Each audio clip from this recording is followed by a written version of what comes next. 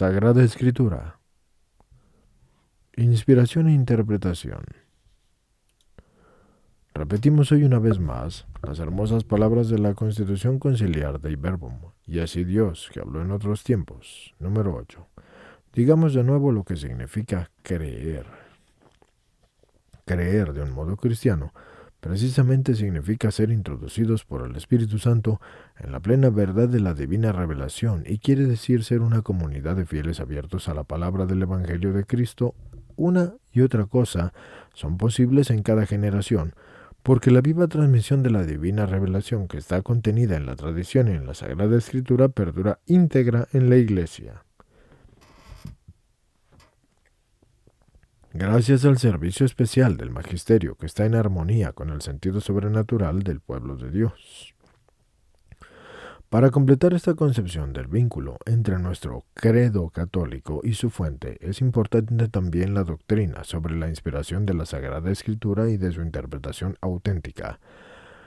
Al presentar esta doctrina, seguimos, como en las catequesis anteriores, ante todo, la Constitución Dei Verbum. Dice el Concilio, la Santa Madre Iglesia, fiel a la fe de los apóstoles, reconoce que todos los libros del Antiguo y del Nuevo Testamento, con todas sus partes, son sagrados y canónicos, en cuanto a que estos son escritos por la inspiración del Espíritu Santo, y tienen a Dios como autor, y como tales han sido confiados a la Iglesia. Número 11.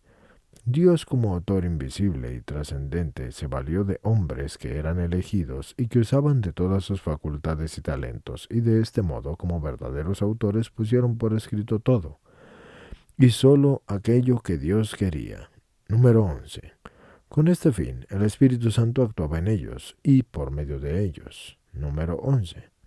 Y dado este origen, se debe reconocer que los libros de la Sagrada Escritura enseñan sólidamente y fielmente y sin error la verdad que Dios hizo consignar en dichos libros para la salvación nuestra. Número 11.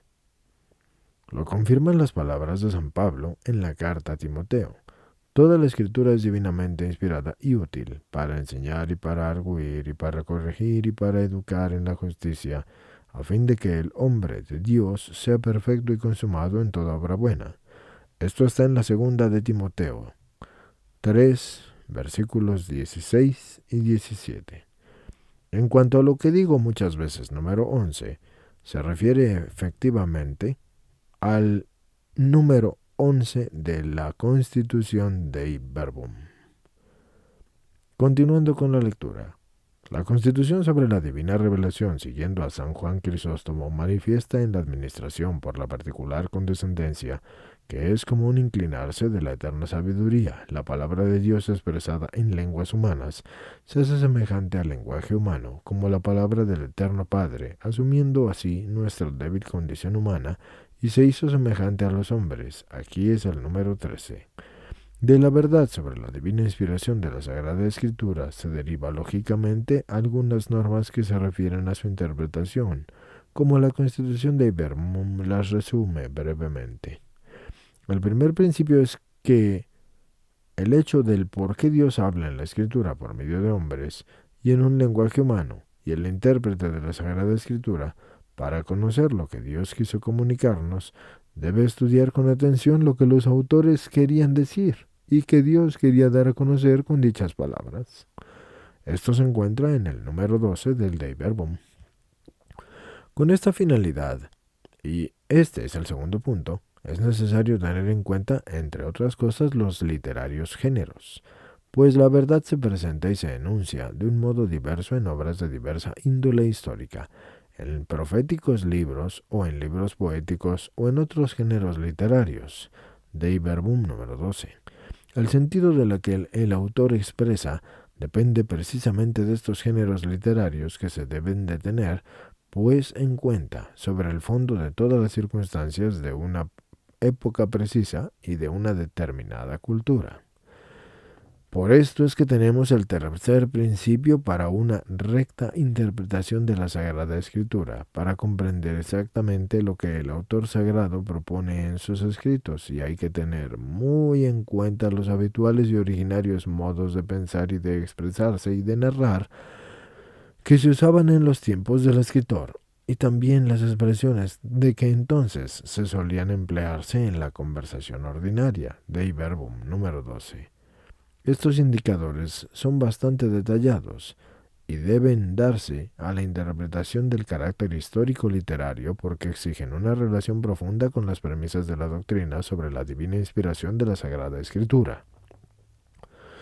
La Escritura se ha de leer e interpretar con el mismo espíritu con que fue escrita, Dei Verbum número 12. Por esto hay que tener muy en cuenta el contenido y la unidad de toda la Escritura y la tradición viva de toda la Iglesia en la analogía de la fe, Dei Verbum número 12.